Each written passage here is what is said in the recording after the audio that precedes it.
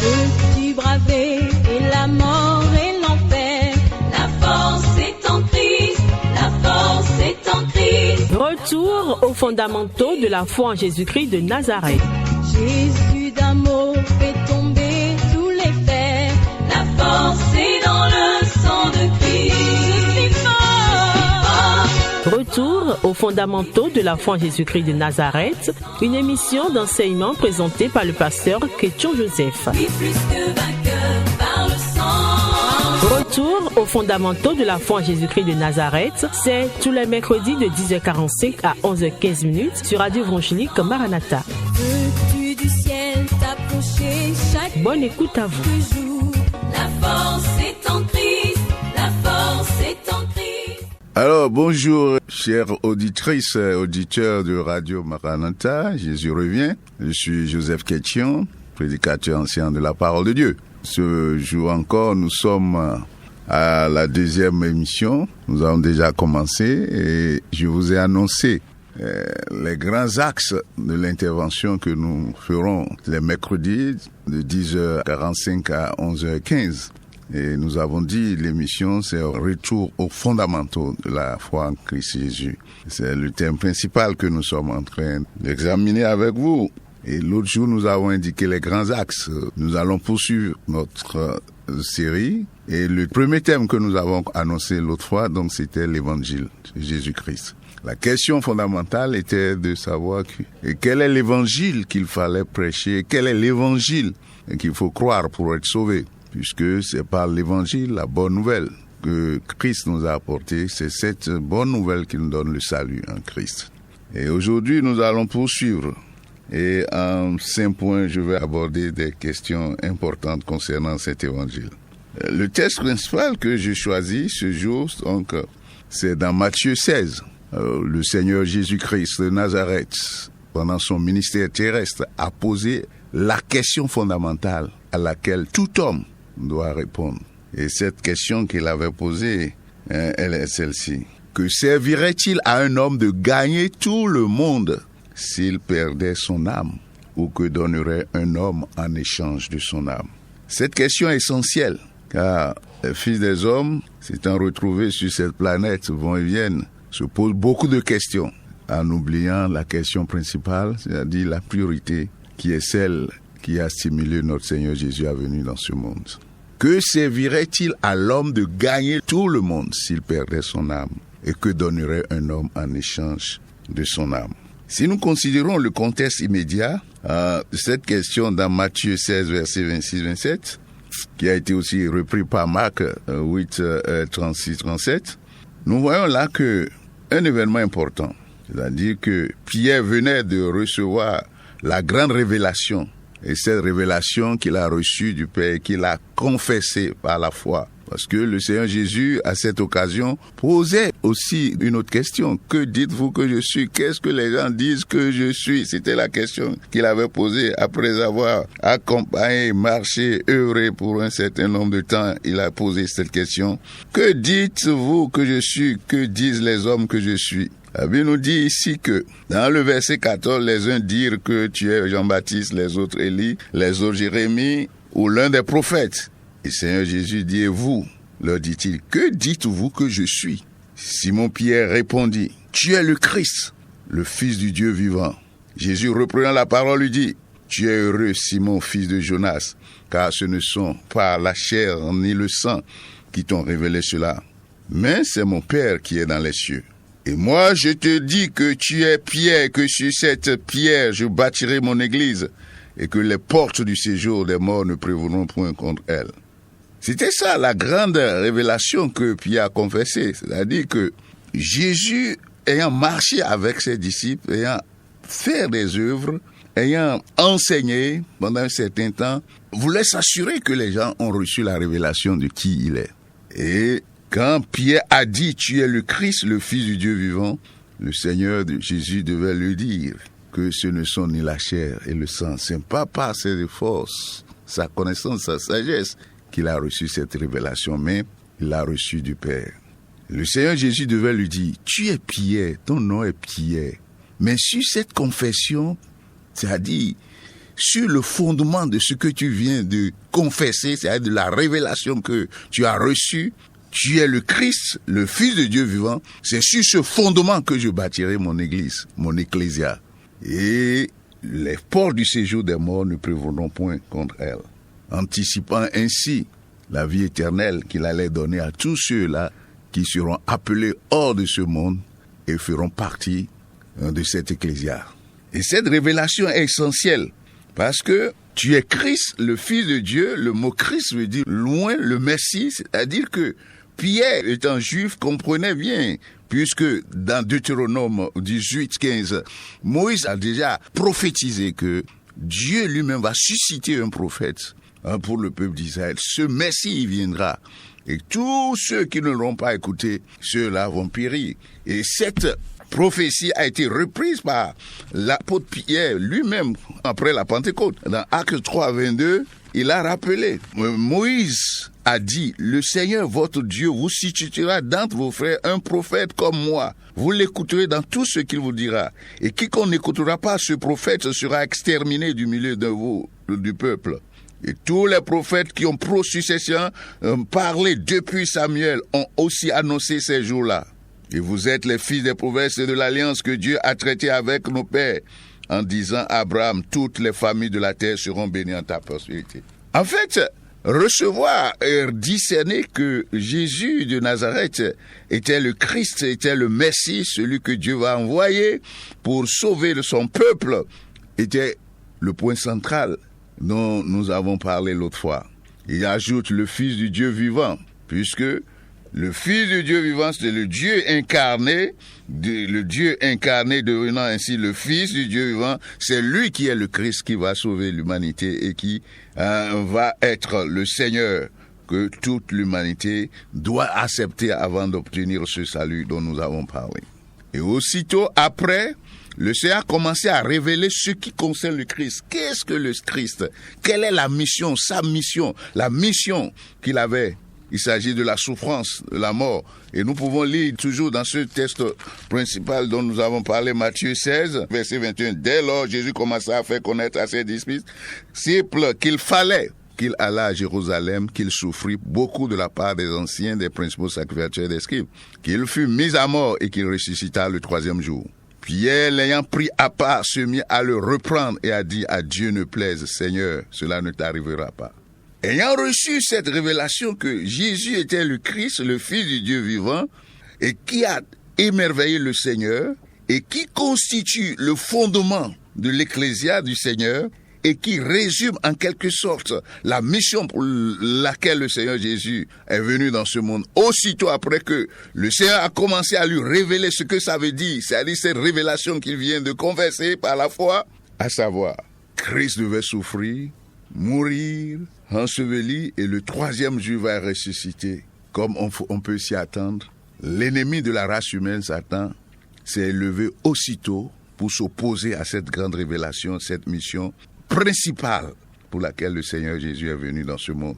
En utilisant le moi de Pierre, le verset 21-24 explique bien pourquoi nous parlons du moi de Pierre. C'est les intérêts de Pierre. L'ennemi a utilisé son moi pour s'opposer à la mission du Christ, pour l'amener à s'opposer à la mission du Christ. Dans le verset 21, nous pouvons lire ce qui suit. Dès lors, Jésus commença à faire connaître à ses disciples, donc je reprends là, qu'il alla à Jérusalem, qu'il souffrit beaucoup de la part des anciens, des principaux sacrificateurs et des scribes, qu'il fut mis à mort et qu'il ressuscita le troisième jour. Pierre, l'ayant pris à part, se mit à le reprendre et dit, à Dieu ne plaise, Seigneur, cela ne t'arrivera pas. Mais Jésus se retourna, dit à Pierre, arrière de moi, Satan, tu mets en scandale, car tes pensées ne sont pas les pensées de Dieu, mais celles des hommes. Alors Jésus dit à ses disciples, si quelqu'un veut venir après moi, qu'il renonce à lui-même, qu'il se charge de sa croix et qu'il me suive. Car celui qui voudra sauver sa vie la perdra, mais celui qui la perdra à cause de moi la trouvera. Et que servirait-il alors à un homme de gagner tout le monde s'il perdait son âme? Et que donnerait un homme en échange de son âme? Donc, en fait, pourquoi Pierre s'est opposé, s'est laissé manipuler par l'ennemi pour s'opposer à la mission essentielle pour laquelle le Seigneur Jésus, nous l'avons dit, il a utilisé son ego. En fait, Pierre voulait toujours avoir cet homme extraordinaire, Jésus, auprès de lui. Celui qu'il a envoyé avec d'autres faire des miracles, chasser des démons et opérer des prodiges. Et quand ils étaient revenus dans Luc 10, qu'est-ce que la Bible dit? Ils étaient tellement contents, ils confessaient, même le diable nous était soumis, les démons nous étaient soumis. Ils voulaient toujours avoir cet homme à côté de lui. Les miracles, le désir de miracles. Voir cet homme extraordinaire qui fait la multiplication des pains pour satisfaire aux besoins de la chair. Celui qui veut rétablir Israël parce que lui, il s'attendait à un Messie qui va rétablir Israël, qui va combattre la domination romaine et qui va installer le règne de Dieu sur la terre promise et renforcer le règne sur cette terre. C'est à ça que lui s'attendait. Et c'est pourquoi il n'a pas compris que cette confession qu'il venait de faire, tu es le Christ, le Fils du Dieu vivant, signifiait que ce Messie ne pourrait accomplir son œuvre qu'en mourant, en souffrant à la croix, mourant, en allant dans le séjour des morts et en ressuscitant le 3e jour. Il n'a pas compris le message, il n'a pas compris la révélation. Et c'est pourquoi le Seigneur devait le reprendre. Alors, la question qui se pose aujourd'hui, et que nous avons posé aussi la fois dernière, est quoi? Qui dites-vous que Christ est après le temps que vous avez passé dans les églises, dans les assemblées, ou en évoquant le nom de Jésus? Quel Christ vous prêchez? Qu'est-ce que Christ représente pour toi? Est-ce que c'est toujours cet homme qui fait des miracles, qui donne la puissance pour chasser les démons, pour régler les problèmes au quotidien, pour t'assurer le succès, la gloire, te donner la santé, la vigueur? Est-ce que c'est la raison pour laquelle tu le suis? Ne tombe pas dans le piège de Pierre, exactement comme nous venons de voir. Car Jésus-Christ, il est le Messie, il est loin, celui qui a été promis. C'est lui qui va sauver le peuple. Et c'est pourquoi il devait poser cette question fondamentale. Que servirait-il à un homme de gagner le monde s'il perdait son âme? Et que donnerait un homme en échange de son âme? Et cette question, elle est fondamentale. Aujourd'hui encore, où nous sommes en train de nous adresser à vous. Jésus voulait ainsi montrer à ses disciples, à ceux qui le suivent, qu'il fallait qu'ils changeassent de mentalité. Se repentir, qui vit en grec métanoïa, c'est-à-dire changer de pensée, de conception, changer notre vision du monde, accepter Christ, comprendre ce que ça veut dire. Le Christ, le Messie, le Fils du Dieu vivant, il est venu pour l'âme. La raison fondamentale pour laquelle Christ est venu, c'est bien sûr notre âme. Et c'est pour l'âme qu'il est venu et que toi et moi nous devons comprendre. C'est pourquoi il a dit que servirait-il à un homme de gagner le monde, tout le monde entier s'il perdait son âme. En quelque sorte, si nous prenons le monde, tout le monde, si nous prenons toutes les richesses de ce monde, la gloire de ce monde, les objets clinquants de ce monde, tout ce que l'homme peut désirer dans ce monde, même la santé, les enfants, mariage, tout ce que nous voulons, si on prend toutes ces richesses qui sont dans les banques, ainsi que les trésors partout dans cet univers, dans toutes les nations du monde, et qu'on mettait cela sur le plateau d'une balance, et qu'on prenait l'âme du nouveau-né, ton âme sur l'autre plateau de la balance, pour notre Seigneur Jésus-Christ, c'est ton âme qui a plus de valeur que tout cela. C'est ça qui va peser très lourd. C'est ça la question fondamentale. Il dit, que donnerait un homme en échange de son âme? Que donneras-tu en échange de ton âme? Aujourd'hui, quand nous posons la question de savoir si même les gens réalisent qu'ils ont une âme, il y a beaucoup de gens qui ne savent pas qu'ils ont une âme, puisqu'ils ne croient pas même à l'existence de Dieu. Et ce qui est vrai pour eux, la vérité, c'est là qu'on peut démontrer scientifiquement. Ils sont embrigadés par le matérialisme, les philosophies de la période des Lumières. Si on ne peut pas utiliser la logique pour démontrer quelque chose, la seule voie de la connaissance pour eux, c'est la logique, c'est la raison discursive. Or, la Bible nous propose une autre voie. Par la foi que nous avons accès à la connaissance, aussi à la révélation. Et c'est pourquoi certains aujourd'hui ne pensent même pas qu'ils ont une âme. Or, Jésus nous dit que servirait-il à un homme de gagner le monde s'il perdait son âme? L'âme, c'est la partie vitale, essentielle de l'être humain. Qu'est-ce que cela veut-il dire? Celui dont l'âme est perdue, c'est celui qui est perdu pour Dieu et qui est perdu pour lui-même. Quand nous rentrons dans la révélation biblique, l'homme est tridimensionnel, corps, âme et esprit. Le jour où Adam a péché, la Bible dit que Adam est mort. Parce que Dieu a bien révélé que le jour où tu mangeras de l'arbre interdit, le fruit de la connaissance du bien et du mal, tu vas mourir. Aussitôt, quand il a mangé, il était mort.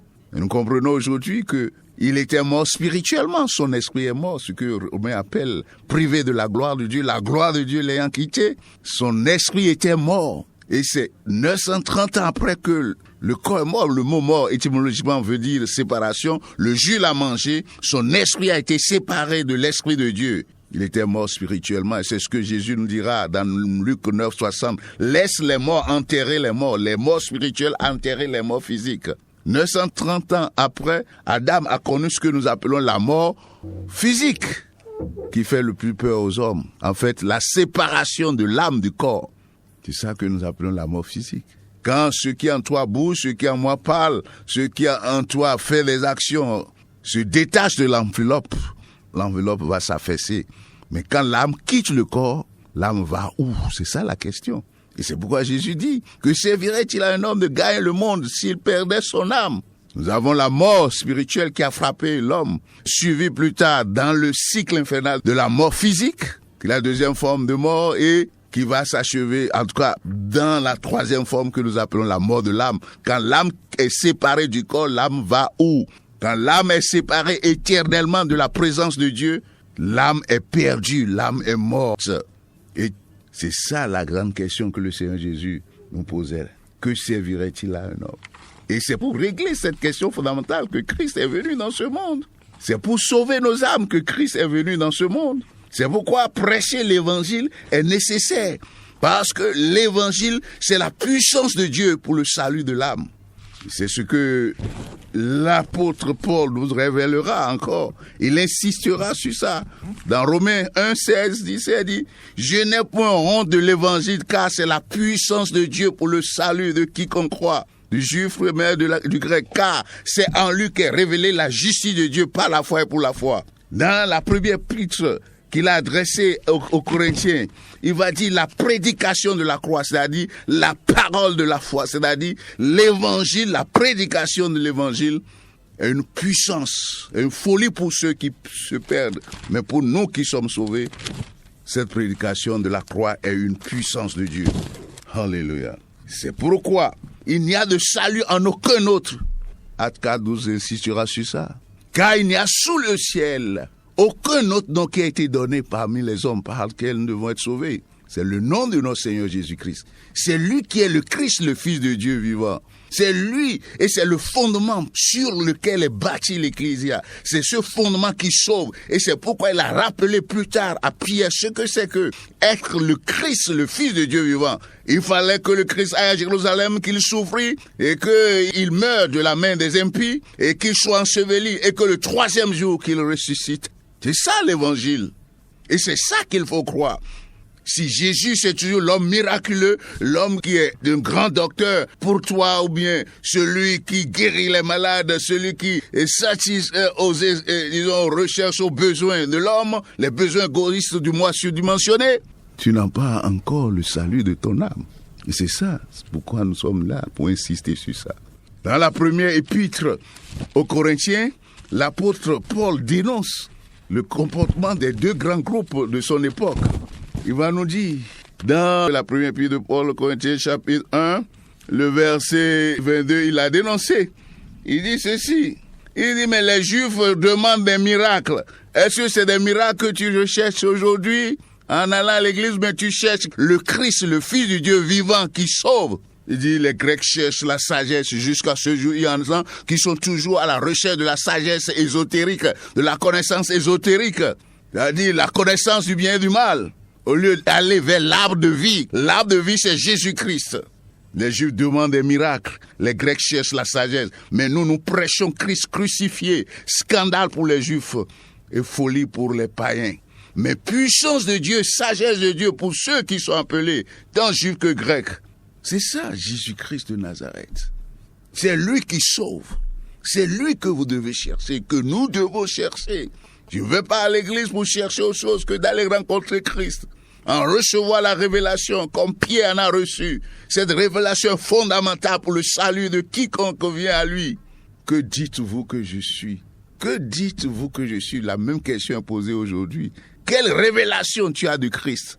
Pourquoi tu cours jour et nuit? Tu jeûnes, tu paies la dîme, tu es sous le soleil, la pluie, tu vas dans les assemblées, tu chantes, tu es dans les différents groupes, tu prêches même, tu es responsable de l'école du dimanche et tout cela.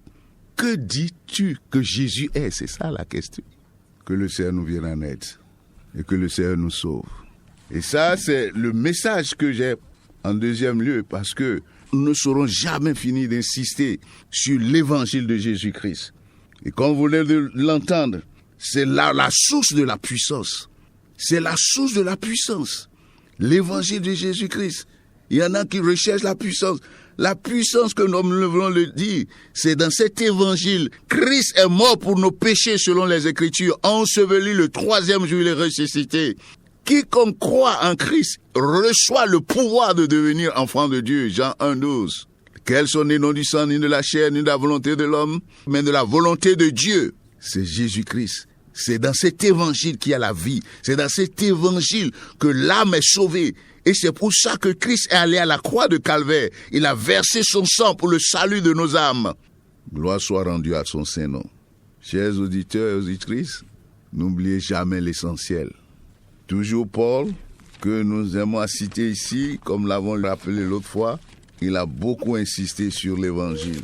L'évangile, je vous rappelle frère, l'évangile que je vous ai annoncé, que vous avez reçu, dans lequel vous avez persévéré, et par lequel vous êtes sauvés. Si vous le recevez tel que je vous l'ai annoncé, autrement vous aurez cru en vain. Tel que je vous ai annoncé, il ne faut rien ajouter ni rien soustraire. Autrement, vous auriez cru en vain, passer 10 ans, 15 ans, 20 ans, 30 ans, 40 ans dans l'église, quelle que soit la position, sans comprendre l'évangile, on aura cru en vain.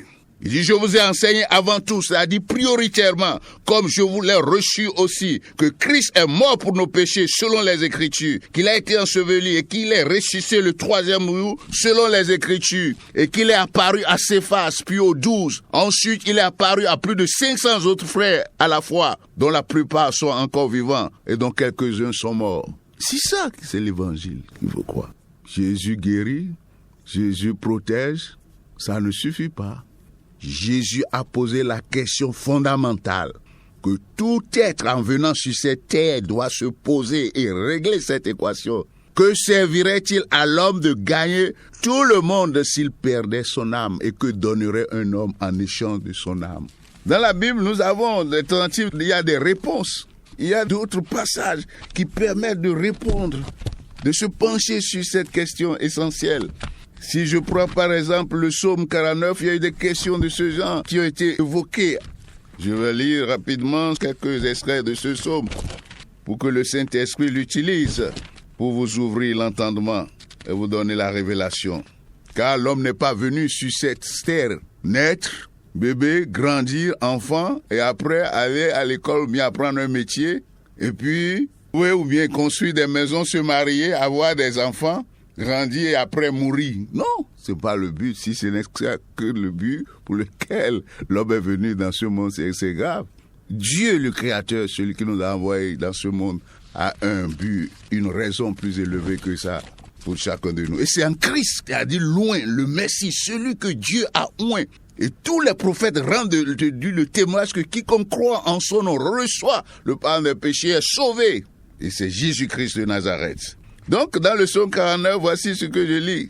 Il dit, au moment où on posait la question que donnerait un homme en échange de son âme, voici ce que la parole de Dieu nous dit ici.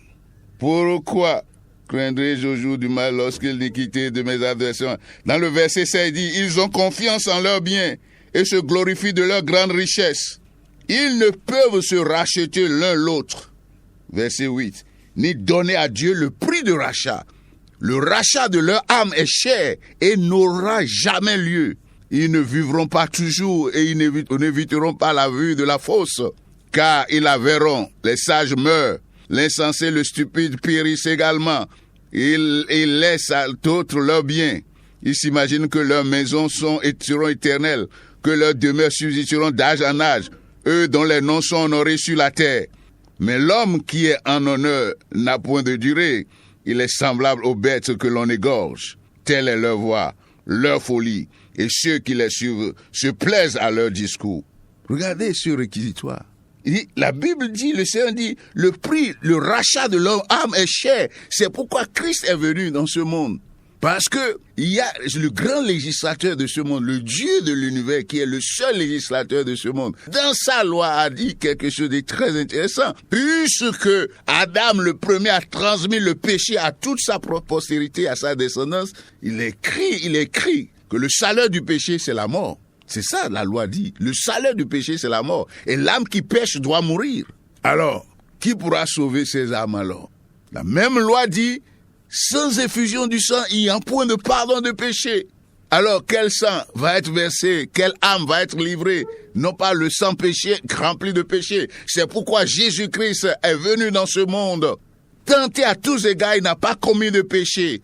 C'est son sang qui est propre, c'est le seul sang qui est propice, qui peut faire la propitiation pour nos âmes, l'expiation pour nos âmes. Et c'est en Jésus-Christ, son sang qu'il a versé à la croix, que nous obtenons le pardon de nos péchés. Mort, enseveli, le 3e jour, il est ressuscité pour nous justifier. Dans la 1er épître de Paul, Corinthiens 15, que nous avons lu, il a bien dit, si Christ n'est pas ressuscité, votre foi est vaine, notre foi est vaine.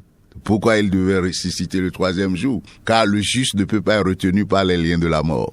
Que le Seigneur bénisse votre écoute et que le Seigneur vous rencontre. Si vous avez des questions, posez-les. Et que le Seigneur accomplisse son œuvre dans votre vie pour le rachat et pour le salut éternel au nom de Jésus. Amen. Peux-tu braver et la mort et l'enfer?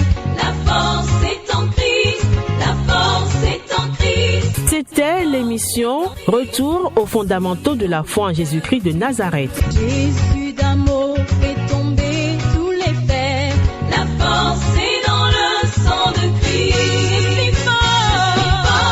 Retour aux fondamentaux de la foi en Jésus-Christ de Nazareth, une émission d'enseignement présentée par le pasteur Ketcho Joseph. Oui, plus que vainqueur par le sang. Retour aux fondamentaux de la foi en Jésus-Christ de Nazareth, tous les mercredis de 10h45 à 11h15. Veux-tu du ciel? Contact du pasteur 53 53 03 84.